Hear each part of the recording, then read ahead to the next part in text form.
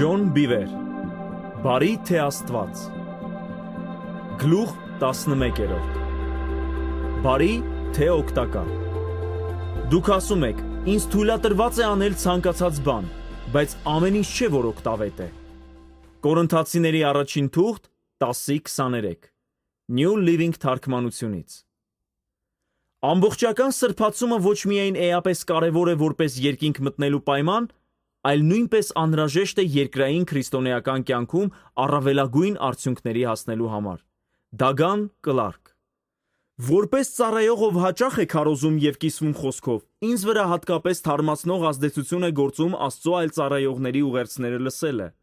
Վերջերս նման հնարավորություն ունեցա։ Այն հովիվը, ով քարոզում էր, մեծ հարգանք է վայելում մեր երկրում։ Մեծ եկեղեցու առաջնորդ է եւ հայտնի է իր իմաստությամբ տեղական եկեղեցու աճի հարցում։ Նրա ուղերձը հետաքրքիր էր, խրախուսող եւ հայտնություններ էր փոխանցում։ Հավաքույթին ներկա հազարավոր մարդիկ ուշադրությամբ լսում էին նրան։ Ինչ որ պահի նա մի դիտողություն արեց, որը լավ, իմաստուն եւ խոնարհ էր թվում, բայց այն անհանգստություն պատճառեց ինձ։ Նա ասաց. «Այն, ինչ ես պատրաստվում եմ ասել, կարող է մի փոքր բացասական թվալ։ Սովորաբար ես այսպես չեմ խոսում, որովհետև ես չեմ հանդիմանում մարդկանց իմ ուղերձներով։ Ամբողջ հանդիմանությունը թողնում եմ Սուրբ Հոգուն։ Ես փորձեցի վանել ինձնից այն բարկությունը, որը բարձրացավ հոգումս, բայց չկարողացա։ Անցյալում լսել էի նման խոսքեր այլ առաջնորդներից։ Այդ արտահայտությունը տրամաբանական էր թվում։ Ուրեմն ինչու էի ես մտահոգված։ Այդ պահին հիշեցի Պողոս առաքյալի խոսքերը Տիմոթեոսին, իր երիտասարդ աշակերտին։ Հավաքույթից հետո ես գտա այդ խոսքը։ Խոսքը քարոզիր, վրա հասիր թե ժամանակին լինի, թե ժամանակից դուրս, հանդիմանիր, սաստիր, հորդորիր։ Տիմոթեոսի 2-րդ թուղթ 4:2։ Թույլ տվեք նախ ներկայացնել այս խոսքի համատեքստը։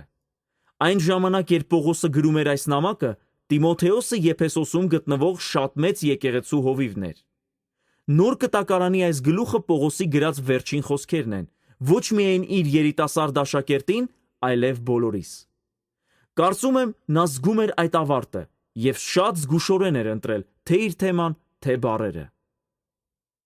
Ես չէի ցանկանում միայն մակերեսային գիտելիք ունենալ այն մասին, թե ինչ նկատի ուներ Պողոսը, հանդիմանիր, սաստիր, հորդորիր բառերով։ Այնպես որ սկսեցի ուսումնասիրել այս խոսքը։ Նախ ես բացեցի Աստվածաշնչի Amplified թարգմանությունը, այն ավելի պարզ հասկանալու համար։ Բայց մինչև վերևում մեջբերված խոսքը կարդալը նախորդ խոսքը գրավեց իմ ուշադրությունը։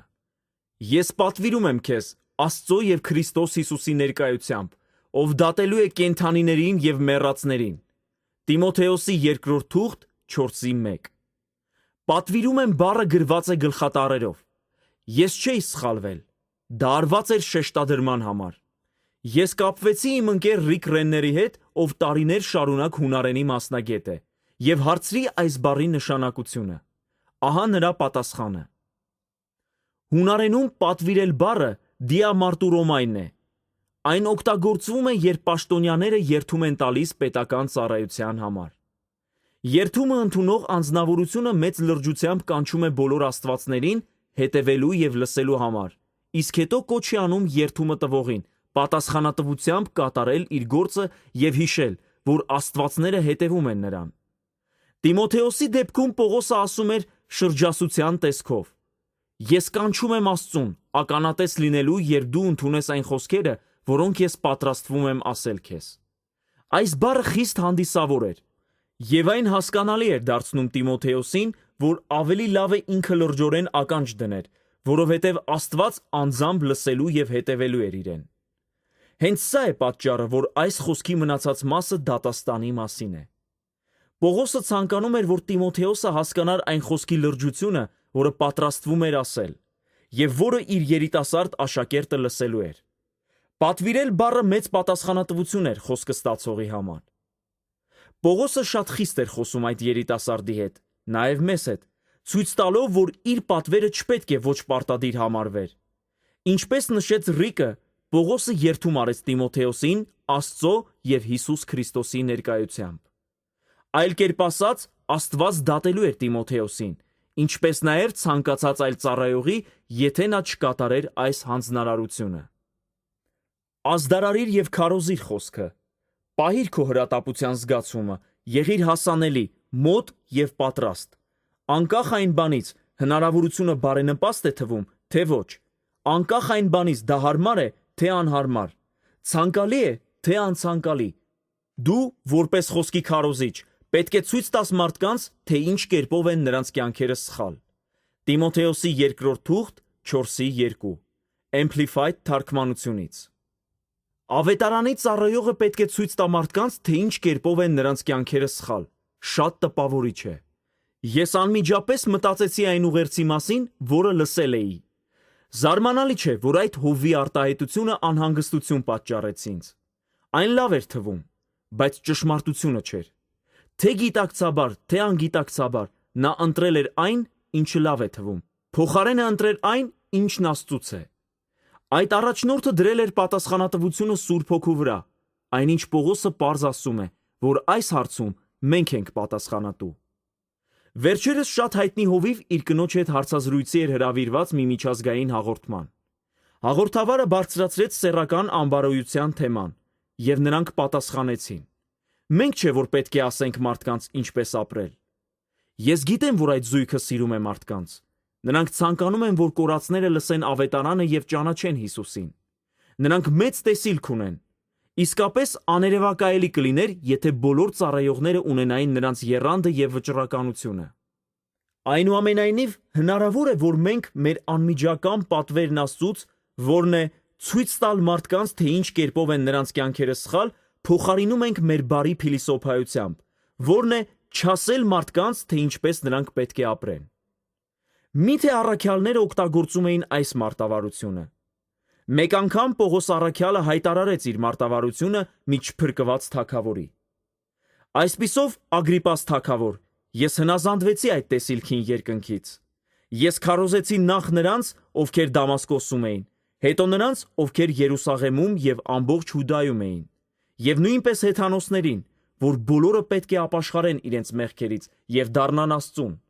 եւ իրենց բարի գործերով ապացուցեն, որ իրենք փոխվել են։ Գործք առաքելոց 26:19 եւ 20 New Living թարգմանությունից։ Այն, որ ինչ-որ մեկը պատվիրում է չփրկված մարդկանց ապաշխարել իրենց մեղքերից, իսկ դարձի գալուց հետո ապացուցել, որ իրենք փոխվել են, անմիջական կապ ունի այն բանի հետ, թե ինչպես նրանք պետք է ապրեն։ Ցավոք Պողոսի եւ այդ զույգի ավետարանչական փիլիսոփայությունները լիովին հակառակ են իրար։ Մեկը Աստծունն է, մյուսը բարի է։ Պողոսը ցույց տվեց իր վճռականությունը աստվածային մարտավարությանը հետևելու հարցում, երբ առիթ ունեցավ խոսելու մեկ այլ ակնառու չփրկված առաջնորդի եւ նրա կնոջ հետ։ Ուսումնասիրեք այն մարտավարությունը, որը նա կիրառում էր հետևելով նրա կողմից բարձրացվող թեմաներին։ Մի քանի օր անց Ֆելիքսը եւ նրա կինը Դրուսիլան, ով հրեա էր, կանչեցին Պողոսին եւ լսեցին նրանից Հիսուս Քրիստոսին հավատալու կյանքի մասին։ Երբ Պողոսը շարունակեց շեշտադրել արդար հարաբերությունները Աստծո եւ նրա ժողովրդի հետ եւ խոսել բարոյական կարգապահության ու գալիք դատաստանի մասին, Ֆելիքսը զգաց, որ դա չափից ավելի է մոտենում իր հարմարավետությանը եւ պատվիրեց նրան հեռանալ։ Բավական է այսօրվա համար։ Ես կրկին կկանչեմ քեզ, երբ հարմար լինի։ Գործք առաքելոց 24:24 եւ 25 Message թարգմանությունից։ Ֆելիքսը պատվիրեց բերել Պողոսին բանտախցից, որովհետև ինքը եւ իր կինը ցանկանում էին լսել Պողոսի ուղերձը հավիտենական կյանքի մասին։ Խոսելով այս չփրկված մարդկանց հետ, Պողոսը բարձրացրեց երկու հիմնական թեմա՝ բարոյական կարգապահությունը եւ գալիք դատաստանը։ Պողոսի խոսքն այնքան խիստ էր, որ նրանք ակնհայտորեն անհարմար զգացին իրենց։ Որքանով է սա հակասում մեղավորներին ծառայելու մեր ժամանակակից մարտավարությանը։ Կան եկեղեցական առաջնորդներ, որոնց առաջնահերթ նպատակն է այնպես անել, որ Աստծուն փնտրողները վերադառնան հաջորդ կիրակի։ Իհարկե, այն, որ նրանք կարողանում են դրդել մարդկանց եկեղեցի վերադառնալ, ողջունելի է, բայց դա չէ գլխավոր նպատակը։ Պողոսի նպատակը մարդկանց մեջ եւս մեկ հավաքույթի գալու ցանկություն առաջացնելը չէր, այլ ճշմարտությունը հավատարմորեն խոսելը։ Վերջերս ես մասնակցեցի մի հանրահայտ երիտասարդական հովվի հավաքույթներից մեկին։ Նա շրջագայում էր տարբեր քաղաքներով եւ քարոզում էր Աստծո սիրո մասին։ Հերթական Լեփլեցուն լսարանում հավաքվել էր ավելի քան 1000 մարդ նրան լսելու համար։ Մթնոլորտը ասես էլեկտրականացված լիներ։ Մարդիկ ոգեշնչումով էին սպասում այդ երիտասարդ առաջնորդին լսելու համար։ Մինչև ուղերձը սկսելը մարդկանց 2 անգամ տեղեկացրին քարոզչի օգնականը եւ հենց ինքը քարոզիչը, որ այդ երեկո մենք լսելու ենք միայն բարի լուրը, եւ որ նա չէր խոսելու ոչ մի բացասական բան։ Բարի լուրը ներկայացվում էր որպես բացասականի հականիշը։ Այնուամենայնիվ կան դեպքեր, երբ բարի լուրը սկզբում բացասական է թվում, հատկապես եթե այն փոխում է մեր կյանքի ուղղվածությունը։ Այնուամենայնիվ, եթե այդ փոփոխությունը փրկում է մեզ մահվան ճանապարհից, ինչպես մենք պետք է դիտարկենք այն։ Բեմ բարձրանալուն պես այդ հովիվը կապ ստեղծեց հանդիսատեսի հետ, առաջին 20 րոպեի ընթացքում սրամիտ կատակներ անելով։ Դրանից հետո նա պատմեց, թե որքան ջերմեռանդորեն է Հիսուսը սիրում մեզ։ Նրա ուղերձը հուզիչ եւ ոգեշնչող էր։ Ավարտելով նա փրկության կոչ արեց մարդկանց։ Նա կոչ չարեց մեղավորներին շտկել իրենց կյանքը, այսինքն թողնել սերը աշխարհի հանդեպ եւ անհնազանդությունը Աստծո։ Նա ոչինչ չասաց մեղքերից ապաշխարելու մասին, այն հիմնարար ուսմունքի, որը պետք է ուղեկցի փրկությանը։ Այդ մասին կարող ես կարդալ Եբրայեցիների 6:1-ում։ Այդ երեկո շատերն արձագանքեցին նրա կոչին։ Արդյոք այս հովվի ուղերձը համապատասխանում էր այն ուղերձին, որը Պողոսը խոսեց ինչպես Ագրիպաս թագավորին, այնպես էլ Փելիքսին եւ Դրուսիլային։ Արդյոք նրա ուղերձը համահունչ էր Պետրոսի խոսքերին, ով խստորեն պատվիրեց նրանց, ովքեր ցանկանում էին փրկվել։ Ապաշխարեք ձեր մեղքերից եւ դարձեք Աստծուն, որ ձեր մեղքերը մաքրվեն։ Գործք առաքելոց 3:19 New Living թարգմանությունից։ Արդյոք Աստծուն փնտրող մարդիկ, ովքեր հեռանում էին այդ հովվի երեկոյան հավաքույթից, փրկված էին։ Հակառակ ծայրահեղությունները։ Եկեք եւս մեկ հարց տանք։ Ինչու է այդքան հեշտ տեղաշարժել ճոճանակը դեպի հակառակ կողմը, այնքան հեռանալով ատելի օրինապաշտությունից, որ մենք արդեն սկսում ենք չկարևորել ավետարանի հիմնադրույթները։ Մերօրյա առաջնորդներից շատերը դաստիարակվել են այնպիսի մարդկանց կողմից, ում այսօր համարում են եկեղեցու խիստ հայրեր։ 20-րդ դարում այս հայրերը չէին վախենում հակառակվել մեղքին եւ բացահայտել այն։ Նրանք կոչ էին անում մեզ ապրել սուրբ կյանքով։ Այդ տարիներին չկային այնքան մեծ եկեղեցիներ, որքան այսօր։ Նրանց անսասան եւ հանդիմանող սուրբ գրային ուղերձները հաճախ վանում էին նրանց, ովքեր անկեղծորեն չէին փնտրում Աստծուն։ Որոշ ժամանակ անց մի խումբ առաջնորդներ մարտավարական քայլ արեցին ընդդեմ այդ միտմանը։ Նրանք եզրակացրին, որ կարելի է մեծաքանակ հետևորդներ ունենալ, քարոզելով բացառապես դրական ոգեշնչող ուղերձներ։ Մենք պակասեցրինք հանդիմանությունը, խրատը եւ շտկումը եւ սկսեցինք խրախուսական ուղերձներ որոնել Աստվածաշնչում։ Մենք դադարեցինք քարոզել մարդկանց, որ նրանք անհնազանդ են Աստծո խոսքին։ Սա դարձավ մեր մարտավարությունը 21-րդ դարում։ Այնուամենայնիվ, լսեք Տիմոթեոսին ուղված Պողոս առաքյալի հանձնարարականի շարունակությունը։ Դու որպես խոսքի քարոզիչ պետք է ցույց տաս մարդկանց, թե ինչ կերպով են նրանց կյանքերը սխալ։ Եվ համոզիր նրանց հանդիմանելով եւ շտկելով, զգուշացնելով եւ հորդորելով եւ խրախուսելով, առանց թուլանալու եւ հոգնելու, համբերությամբ եւ սովորեցնելով։ Տիմոթեոսի 2-րդ թուղթ 4:2 Amplified թարգմանությունից։ Այս խոսքում օգտագործվում են 3 կարևոր բառեր. էլեկչո, էպիտիմաո եւ պարակալեո։ Ստրոնգի բառարանը սահմանում է էլեկչո բառը որպես դատապարտել, մատնանշել սխալը, հանդիմանել, խրատել։ Աստվածաշնչյան բառերի ուսումնասիրության լիակատար բառարանը ավելի հստակ սահմանում է առաջարկում։ Նոր կտակարանում հանդիմանել, ապացուցել, որ ինչ-որ մեկը սխալ է եւ դրանով ամաչեցնել նրան, իսկապես որ ազդեցիկ սահմանում է։ Երկրորդ բառը էպիտիմաոն սահմանվում է որպես ուղղակիորեն մեղադրանք ներկայացնել, հանդիմանել։ Այն բառի իմաստն իսկապես որ շատ միանշանակ է։ Երրորդ բառը պարակալեոն սահմանվում է որպես մխիթարել, խրախուսել։ Սա ոգեշնչող կողմն է, որը անկասկած անհրաժեշտ է։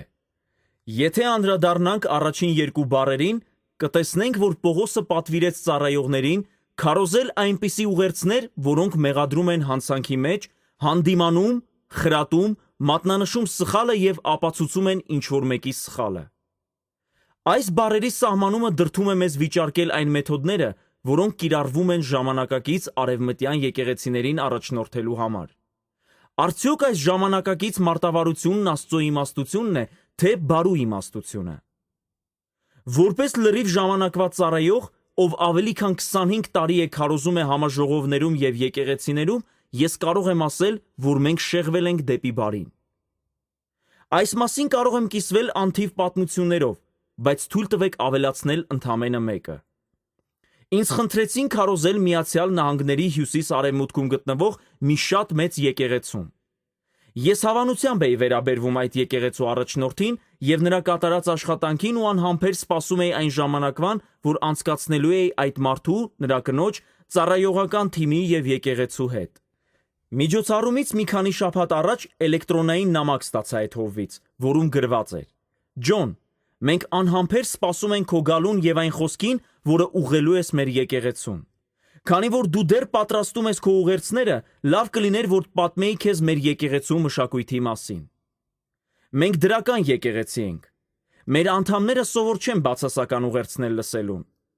Այնպես որ երբ դիմես մեր համայնքին, խնդրում եմ, թող քո ուղերձները խրախուսող դրական երանգ ունենան»։ Կրկին հարց է առաջանում. որքանով է այս իմաստությունը համապատասխանում այն պատվերին, որը Պողոսը տվեց Տիմոթեոսին։ Որպես համեմատություն ես կթվարկեմ այս 3 հունարեն բառերի դրական և մեր օրերում բացասական համարվող իմաստները։ Դրական՝ պարակալեո, մխիթարել, խրախուսել։ Բացասական՝ էլեկչո, դատապարտել, մատնանշել սխալը, հանդիմանել, խրատել, ապացուցել, որ ինչ-որ մեկը սխալ է։ Էպիտիմաո, ուղղակիորեն մեղադրանք ներկայացնել, հանդիմանել։ Պողոսը տալիս է 3 պատվեր, որոնցից 2-ը համարվում են բացասական և միայն մեկը դրական։ Թույլ տվեք այլ կերպ ասել սա. 67%-ը շտկումներ բերող են, իսկ 33%-ը հավանություն տվող։ Ես չեմ ուզում ասել, որ մեր քարոզների 67%-ը պետք է շտկումներ բերող լինի։ Այնուամենայնիվ մենք պետք է հարց տանք. արդյոք մենք ոչ հավասարակշռված վիճակում չենք։ Եթե մեր նպատակը 100%-ով խրախուսական և ոգեշնչող ուղերձներ քարոզելն է մեր եկեղեցիներում, հնարավոր է, որ մեզ մոտ շատացել են դրական մարդիկ, ովքեր հավատում են, որ ճիշտ հարաբերություններ ունեն Աստծո հետ, այնինչ իրականում նրանք ավելի ու ավելի են հեռանում նրա բնավորությունից և ներկայությունից։ Պատվիրանի էությունը։ Եբրայեցիների նամակի հեղինակը գրում է հետևյալը. «Ոչ մի խրատ հաճելի չէ ներկա պահին, այն ցավոտ է, բայց հետագայում այս կերպով վարժվածները արդար կյանքի խաղաղ վարձք են ստանում»։ Եբրայեցիների 12:11 New Living թարգմանությունից։ Այս խոսքում կա 2 կարևոր միտք։ Առաջինը՝ խրատը ցավոտ է։ Խրախուսանքը ոչ, իսկ հանդիմանությունը, շտկումը և սխալը ցույց տալը ցավոտ են։ Երկրորդը՝ այն խրատը, որի մասին գրում է Եբրայեցիների նամակի հեղինակը, վարժեցնում է սուրբ կյանքի համար։ Այժմ մենք պետք է տանք հետևյալ հարցը. ինչպե՞ս է Աստված վարժեցնում մեզ։ Եթե վերադառնանք այն խոսքերին, որոնք Պողոսը գրեց Տիմոթեոսին, ամեն ինչ պարզ է դառնում։ Ամեն սուրբգրային հատված ոգեշնչված է Աստծուց, տրված է նրա ոգեշնչմամբ և օգտակար է խրատի, հանդիմանության և մեղքի մեջ նախատելու համար, սխալմունքը ուղղելու և հնազանդությամբ խրատելու համար, և արդարության մեջ վարժեցնելու համար սուրբ կյանքի մեջ համապատասխան Աստծո կամքին, մտքով, նպատակներով և գործողություններով, որպեսզի Աստծո մարդը կատարյալ և հմուտ դառնա, իսկապես համապատասխան և հանգամանորեն սպառազինված ամեն բարի գործի համար։ Ես պատվիրում եմ քեզ, Աստծո և Քրիստոս Հիսուսի ներկայությամբ, ով դատելու է կենդանիներին և մեռածներին, և նրա գալուստով, և նրա թագավորությամբ, դրանց լույսի ներքո, ազդարարիր և քարոզիր խոսքը։ Տիմոթեոսի 2 թուղթ 3:16 մինչև 4:2 Amplified թարգմանությունից։ Դուք ուշադրություն դարձրիք խրատ, հանդիմանություն, մեղքի մեջ նախատել, սխալմունքը ուղղել և հնազանդությամբ խրատել բառերին և արտահայտություններին։ Նույնպես դուք ուշադրություն դարձրիք, որ Սուրբ Գիրքը վարժեցնում է մեզ սուրբ կյանքով ապրելու համար եւ որ դրանից հետո Պողոսը պատվիրեց Տիմոթեոսին եւ մեզ քարոզել խոսքը, Աստվածաշունչը։ Իմի բերելով բոլոր այս խոսքերը, ահա մեզ տրված պատվիրանը ըստ էության։ Տիմոթեոս եւ ցանկացած այլ ավետարանի ծառայող։ Ճշմարտությունն այն է, որ Աստվածային խրատը ցավոտ է, բայց այն վարժեցնում է մեզ սուրբ կյանքի համար։ Աստված տնօրինում է այս խրատի, վարժվելու ընթացքը Աստծուց ոգեշնչված խոսքով, Աստվածաշնչով, որը նույնպես պատշաճ կերպով սպառազինում է այն տղամարդուն կամ կնոջը, ով պետք է խոսի Աստծո անունից։ Այդ իսկ պատճառով քարոզիր խոսքը, Աստվածաշունչը, քանի որ քո պարտականությունն է, որպես Աստծո ավետաբերի, ցույց տալ մարդկանց, թե որոնք են նրանց կյանքի սխալները։ Սա կարելի է անել Աստվածաշունչը պատշաճ կերպով գործածելու, սիրով խրատելու, մեղքի մեջ նախատելու, հանդիմանելու, շտկելու եւ հնազանդության մեջ խրատելու, նաեւ խրախուսելու միջոցով։ Ահա այն աստվածային ընթացքը, որը վարժեցնում է լսողներին սուրբ կյանքի համար։ Ես գիտակցում եմ, որ սա այն աստիճան հակառակ է մեր 21-րդ դարի եկեղեցական մշակույթին, որ նույնիսկ կարող է զարմացնել մարդուն։ Այնուամենայնիվ մենք ցանկանում ենք ունենալ ուժեղ, թե մոլորված եկեղեցի։ Մենք ցանկանում ենք ավելացնել հոգևորապես առողջ, թե խաբված մարդկանց թիվը։ Այս հրահանգները տրված են, որպեսզի մենք անգիտակցաբար չհեռանանք Աստծո սրտից։ Եթե մենք ցանկանում ենք ապահով ընթացք ունենալ Հիսուսի մեջ, պետք է արմատացած լինենք Աստվածաշնչի մեջ։ Անհնար է համապատասխանեցնել մեր ներկա մշակույթը նոր կտակարանի ցուցումներին։ Եկեք կատարենք այս փոփոխությունը եւ կտեսնենք առողջ եկեղեցի։ Ցանկալի, թե օգտակար։ Հոգուց ստացած հայտնությամբ Պողոսը կանխասեց, որ լինելու են ծառայողներ եւ այլ հավատացյալներ, ովքեր ականջ չեն դնելու այս պատվիրանին, եւ ցույց տվեց դրա վնասակար հետևանքները։ Որովհետեւ գալիս է ժամանակը, երբ մարդիկ չեն հանդուրժի դիմանա առողջ եւ ողջամիտ ուսմունքին։ Բայց քանի որ նրանց ականջները մարմաջում են ինչ որ հաճելի եւ բավականություն պատճառող բանի համար, նրանք մեկը մյուսի ետևից իրենց համար կհամախմբեն ուսուցիչների, հասցնելով զգալի թվի, որոնք ընտրված են գոհացնելու իրենց ցանկությունները եւ փայփայելու այն սխալմունքները, որոնց իրենք հարում են։ Տիմոթեոսի 2-րդ թուղթ 4:3 Amplified թարգմանությունից։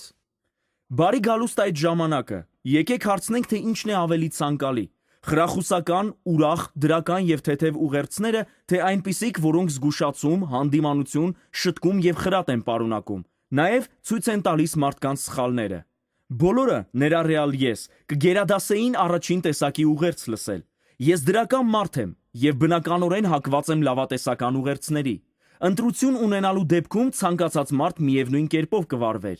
Եթե լինեին իրար մոտ գտնվող երկու եկեղեցիներ եւ դուք իմանայիք, որ դրանցից մեկում լսելու եք այնպիսի քարոզ, որը հանդիմանելու է հենց ձեր մեղքը, իսկ մյուսում լավատեսական, խրախուսող քարոզ, դուք կգնայիք երկրորդ եկեղեցին։ Պողոսն ասում էր, որ ի վերջո կատարվելու է հենց սա։ Մարդիկ ընտրելու են բարին, ոչ թե Աստծուն։ Պետք չէ հարցնել, թե որն է ավելի ցանկալի, այլ թե որն է ավելի օգտակար։ Եկեք անկեղծ լինենք։ Մարդկանց մեծամասնությունը չի սիրում խոսել այս մասին։ Բայց նկարագրենք այս երևույթը մի օրինակով։ Մի մարդու, ում անունը Սթիվ է, քաղցկեղ են ախտորոշում։ Ուռուցքն իր վաղ շրջանում է եւ այն վիրահատական ճանապարհով հեռացնելը հեշտորեն կխափանի վտանգը։ Բժիշկն ասում է նրան. մենք կարող ենք հեռացնել այն, թեթև վիրահատություն կատարելով։ Սթիվը գնում է մեկ այլ բժշկի մոտ, ով չի հետաքրքրվում բժշկական հետազոտություններով եւ չի հետևում այն ցուցումներին, որոնք նա ստացել էր, երբ սովորում էր բժշկական համալսարանում։ Նրան պարզապես դուր է գալիս բժիշկ լինելը եւ մարդկանց օգնելը, բայց իր ձևով։ Այս բժիշկը ասում է Սթիվին, որ նա կարող է չանհանգստանալ։ Ամեն ինչ լավ է եւ նրան հրաշալի կյանք է սպասվում։ Այս բժիշկը խանդավառությամբ ասում է. Սթիվ, քո առողջությունը գերազանց է։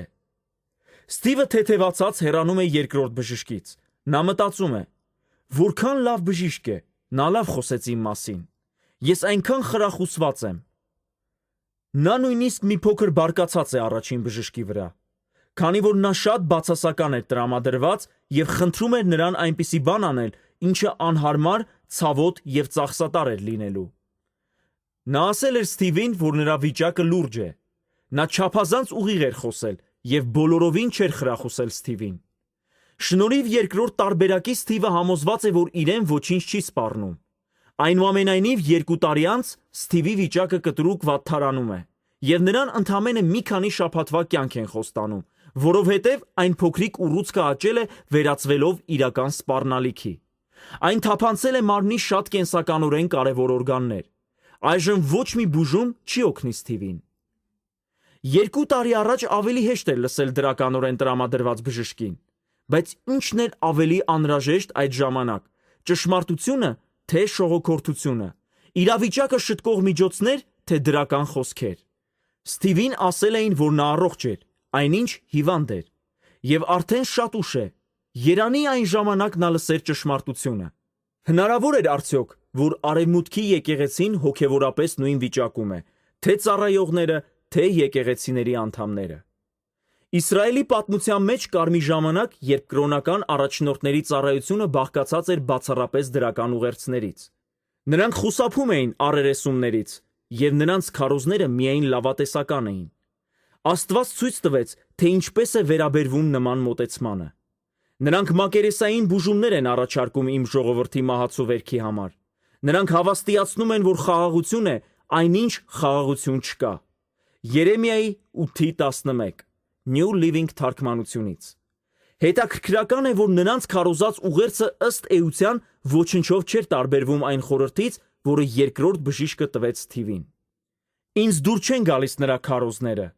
Ճշմարտությունը եւ շտկումը չընդունելը այնպիսի խնդիր է, որը միշտ եղել է։ Իսրայելի թագավորներից մեկը պատրաստվում էր մեծ ու համարձակ նախաձեռնության։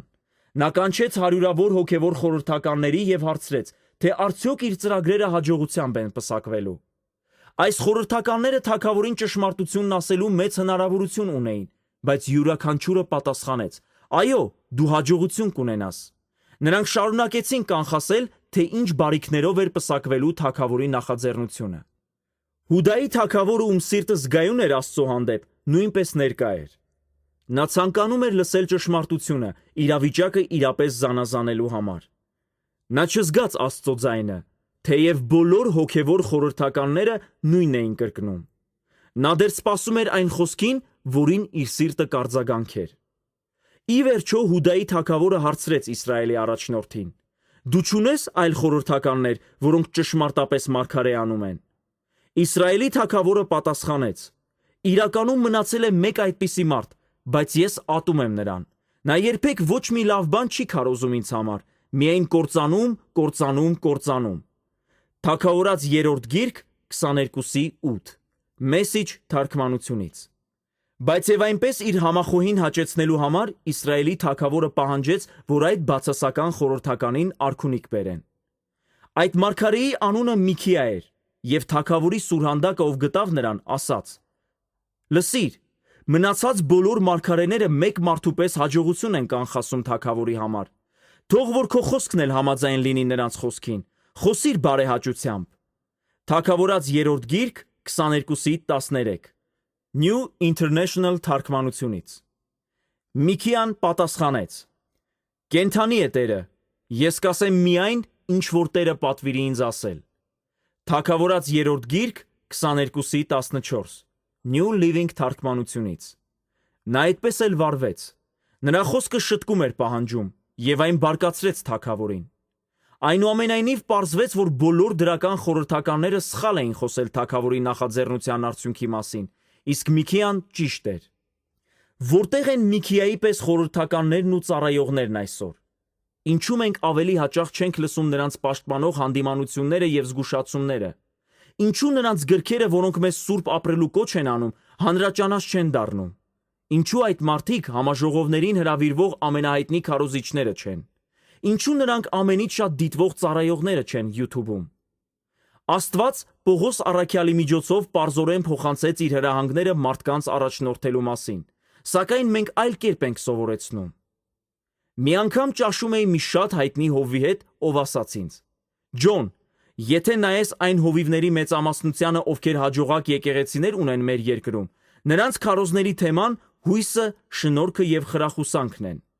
Նրա օգնականներից մեկը ավելացրեց. «Ջոն, չես ուզում վերանայել քո ուսմունքները շնորհքի մասին»։ Նա չէր կարողանում լիարժեք կերպով ընդունել շնորհքի զորացնող եւ վերափոխող կողմը։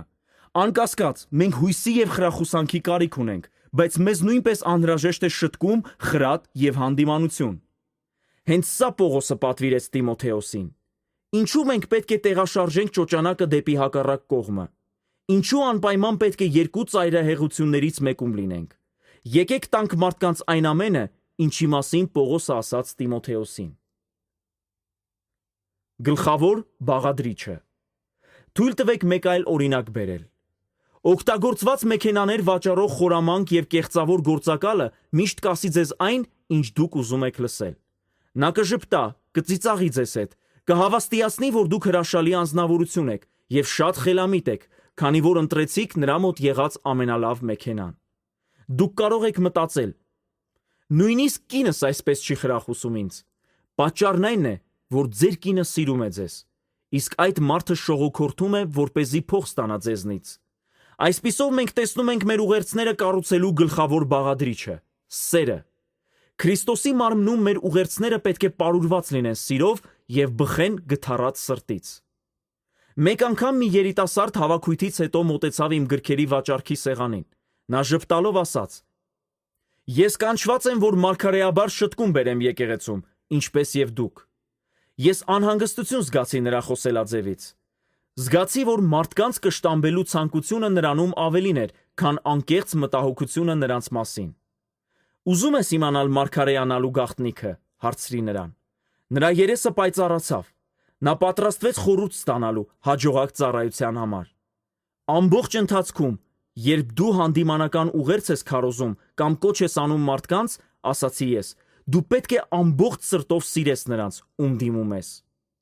Այդ երիտասարդը նայեց ինձ ապշահար հայացքով։ Մի քանի վայրկյան անց պատասխանեց. Կարծում եմ Աստված դեռ պետք է աշխատանք կատարի ինձանում։ Ես հպարտացա այդ երիտասարդով, քանի որ նա խոստովանեց դա։ Հաճախ իմ ներսում նույնպես պայքար էր ընթանում, կապված հանդիմանական ուղերձներ քարոզելու հետ։ Ես ի սրտե սիրում եմ մարդկանց, եկեղեցին եւ Աստծո ծառայողներին։ Այս գիրքը գրելիս կամ այլ հանդիմանական ուղերձներ քարոզելիս իմ սիրտը ցավում է, որովհետև ես ցանկանում եմ խրախուսել եւ հաստատել մարդկանց։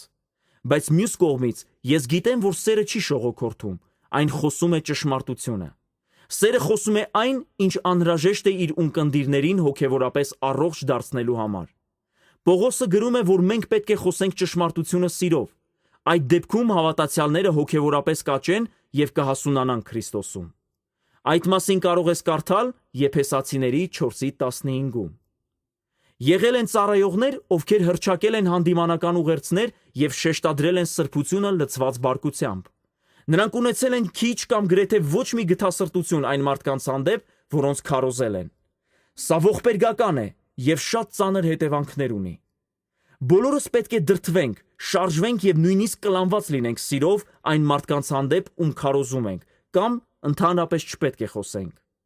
Մենք պետք է ի սրտե ձգտենք նրանց բարեկեցությանը, ավելի, քան ցանկացած այլ բանի։ Մենք չպետք է մտածենք, չէ՞ որ ես ասում էի քեզ, ես գիտեմ ավելին, քան դու, կամ ես քեզնից լավն եմ։ Մենք պետք է խոսենք մարդկանց հետ ջերմեռանդությամբ, նրանց ցանկանալով լավագույնը։ Մենք պետք է համարենք մեր հետևորդներին կամ ցանկացած մարդու, ում հանդիպում ենք, ավելի կարևոր, քան մեզ։ Աստված, Հիսուս Քրիստոսը եւ Հոգին հենց այսպիսի վերաբերմունք ունեն։